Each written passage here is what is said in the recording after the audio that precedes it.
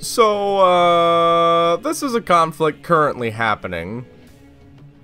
Oh god, how do I do this without it getting demonetized? Syrian Warfare, which is a game, for some reason, is a real-time strategy game developed by Cats Who Play, whom I never heard of until this game showed up in my discovery queue over the course of the summer sale.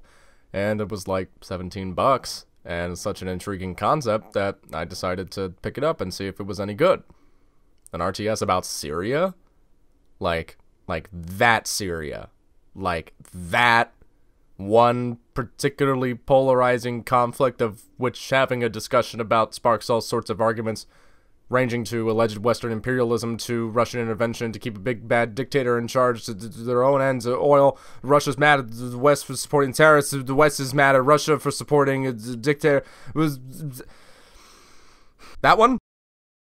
Is it any good? I can't believe I'm saying this. Yes! Units behave how you would expect them to. There are different types of infantry units that tackle different roles, from sniping to anti-vehicular roles.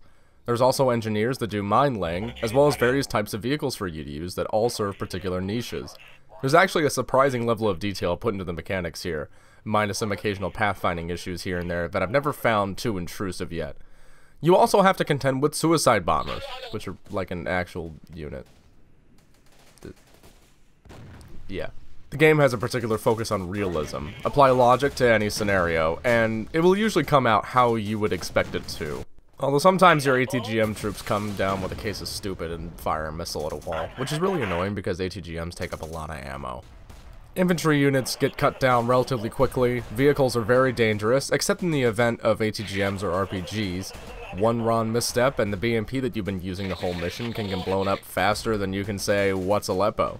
Just about every unit seems to have smoke grenades too, which are incredibly useful for, say, defending engineers while they disable mines, or for vehicle crew members to repair their vehicles.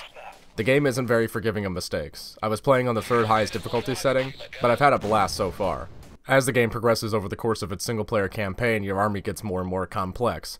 You can graduate from small infantry squads with trucks and BMPs to full-scale armies that can call in airstrikes, as well as controllable helicopters. Depending on where you lie on the political compass, you could either love this game, or you'll fucking hate it.